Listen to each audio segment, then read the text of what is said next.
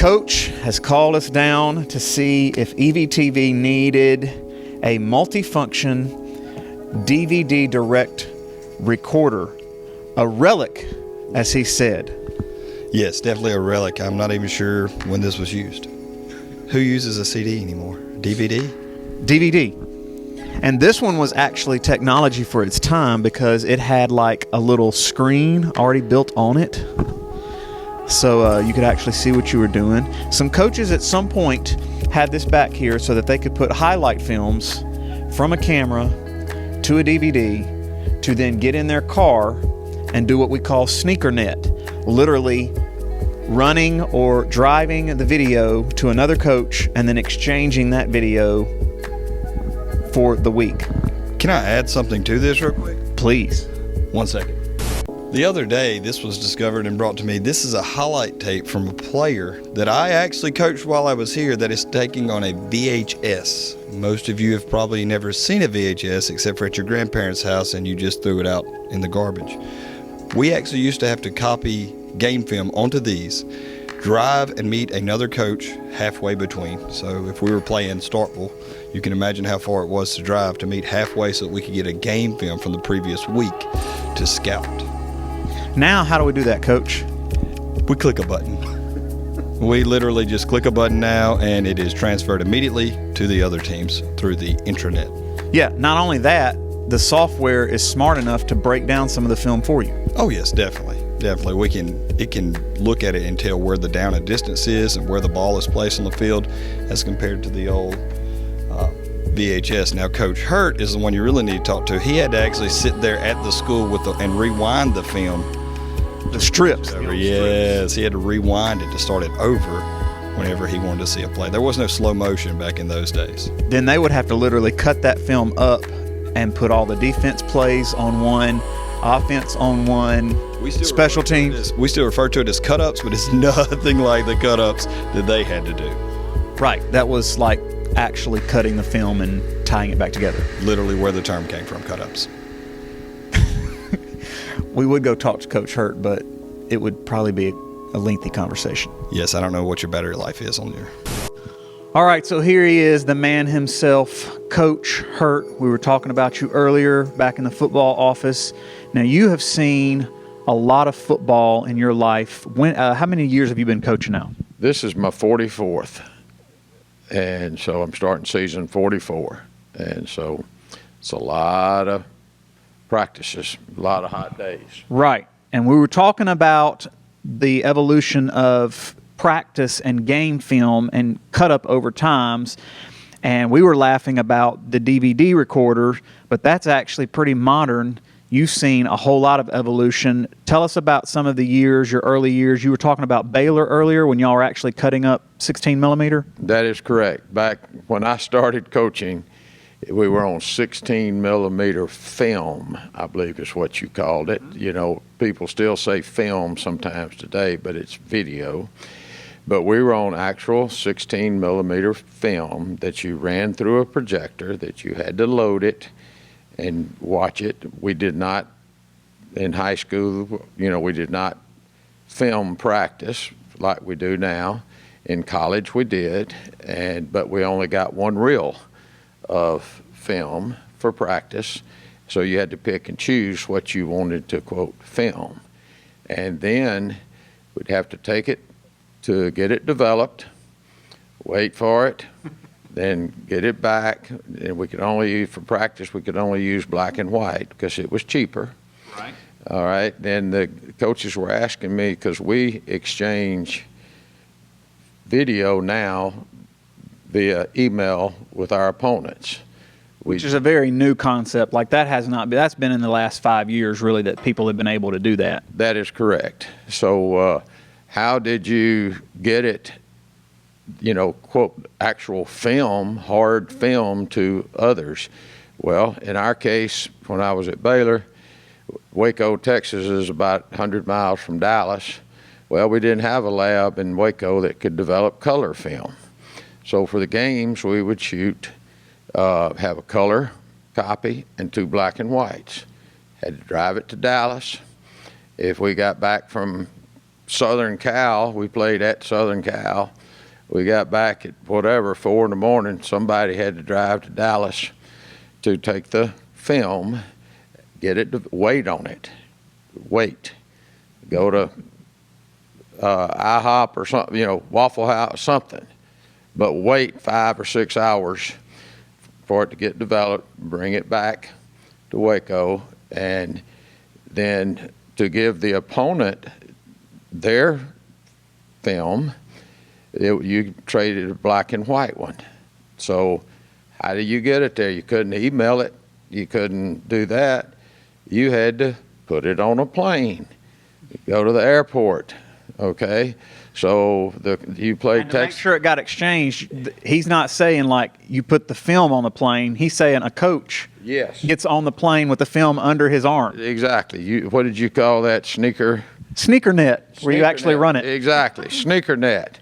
So you had to make arrangements to take the film to the airport. If you were let's say you played Texas Tech the next week, they had a film guy that you contacted, and to say it was you, I would call you, say, all right, Mr. Lewis, Coach Lewis, I just put our film on this flight. It's supposed to be arriving in Lubbock at such and such a time. And invariably, something would go wrong. And, then all of a sudden you get a call, the film didn't get here or whatever, it didn't get on that flight, it's on another flight. Or, if you weren't where you could fly it to places, it put it on a Greyhound bus. Put it on a Greyhound bus, and, it may take 10 hours to get there, but okay. And then I was telling the coaches, would laugh about it, I said, if you were in charge of this as a coach, then everybody, the head coach and every assistant, Everybody's waiting on it. everybody is waiting on it. And so if it doesn't get there, you say, okay, what time's the film going to be here? What time's the film going to be here? 4 o'clock, okay? You were sweating. Yeah, everybody is coming at 4 o'clock. Where's the film? Where's the film? Where's the film? It didn't get on that flight. Gosh, dog, they chew you out. Luckily, I was never that point guy, but I did help with it some. And, they would be mad because the film wasn't there. And for those of y'all watching, Coach has been in the college world for much of his career. For those who don't understand what we're talking about, you take film from the other team and your team each week.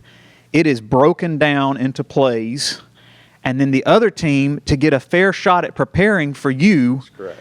you exchange the film, and then you watch what that team did the last week, and they watch what you did the last week, and then you try to make your strategy against that. You can't start that strategy until you see that film. So today, just for some context, there are really 2 or 3 companies that make specialized software.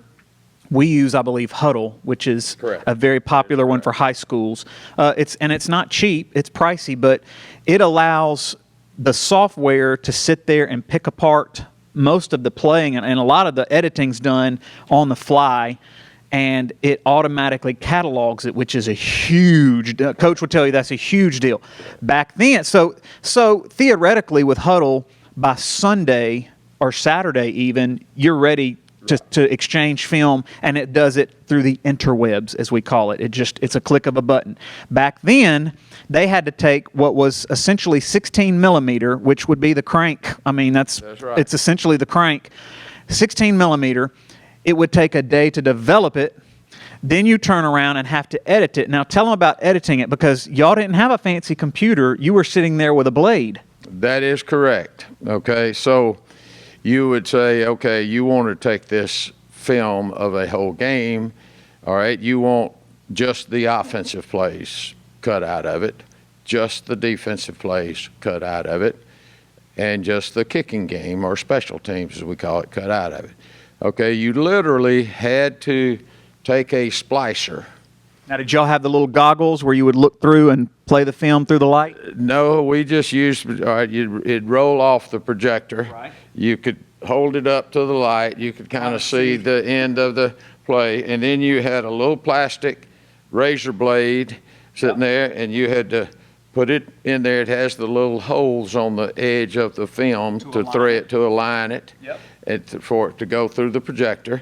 You had to align the holes on that splicer, as we called it. It was a razor blade. And Then cut it. All right. Now you had these little like tape things that had the holes in it and all that, and you would have to line it up on the holes. But invariably, when you would get another film from that somebody else had it, you know, coaches are terrible. They wouldn't take the time to splice it correctly. They'd just take some athletic tape and just put it on there. And when you put it in your projector, it goes haywire. Yeah, when you were sitting there, they sent it to you, and they just said, okay, put some tape there. And all of a sudden, you're watching the film, and then, you know, and then it all breaks and goes everywhere. Was there colorful language in the locker room when that would happen? Not from me, but yes, there was a lot of calling people not very nice names.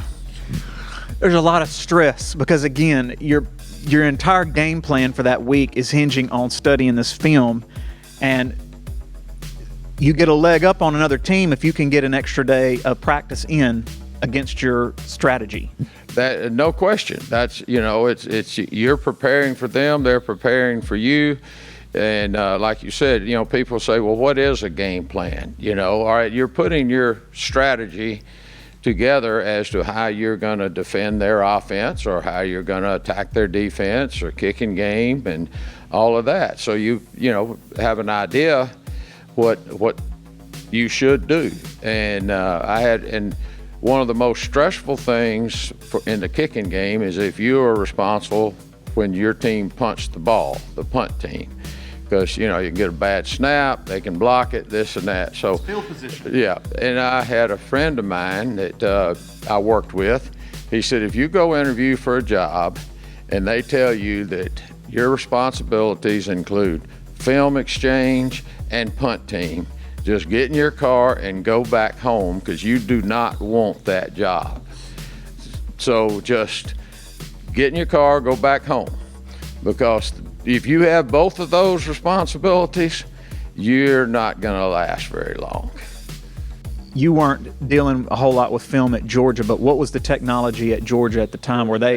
Georgia Tech, were they already doing some digital stuff? Oh yeah, they're so far advanced. What's pretty cool about that level is that I was director of player personnel at Georgia Tech, okay, which we had a recruiting office, and I was the director over all of the recruiting for the football program.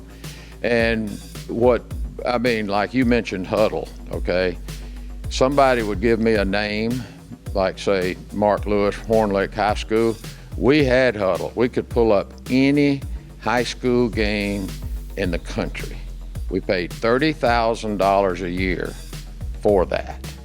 So somebody'd say, hey, Mark Lewis, okay, In seconds, you could see that Within footage. seconds, I could pull up any and every game you played.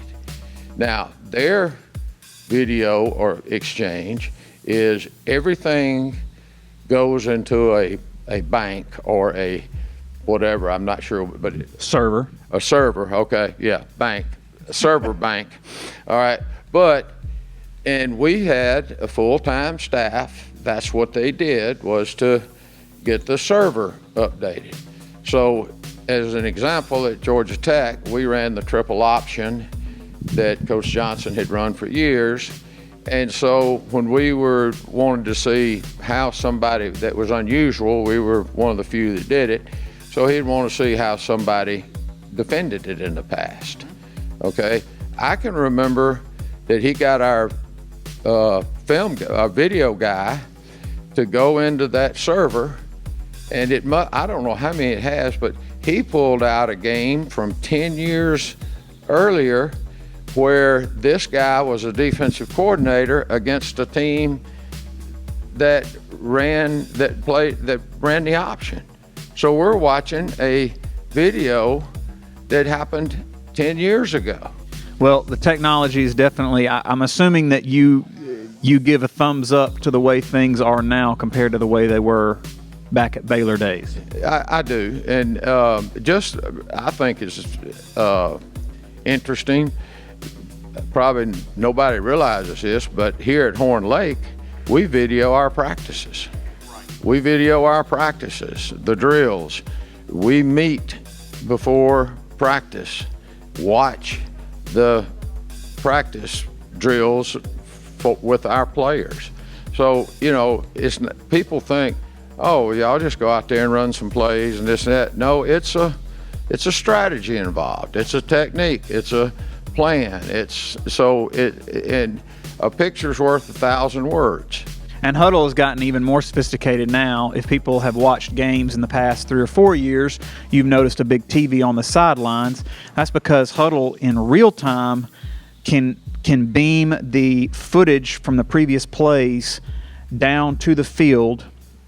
And from everything I'm to understand, y'all can flag certain things that are being done wrong and send them to that TV on the sideline, and as soon as that team comes off the field, they're looking at it literally within 30 seconds. That's correct. So if you come to one of our home games or on the road, you will see a tent on the sideline with a TV.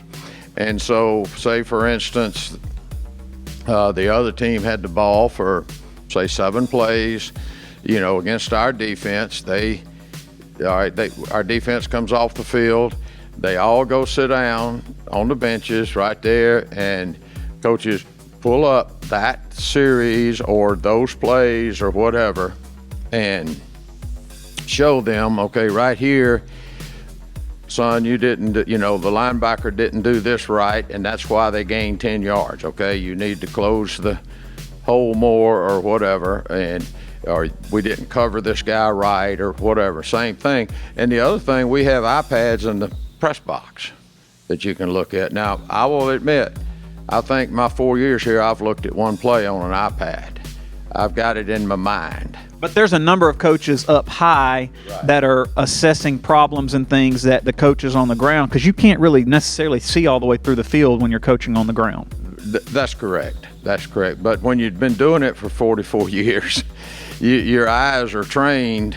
And I've been on the sideline and in the press box, and so, but yes, it's a lot of information because in football, it happens fast.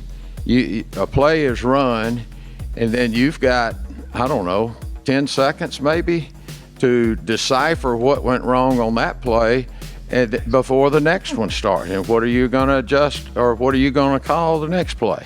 That's pretty fast. And so that's why, it's you got to know what you're doing, and communication is the key.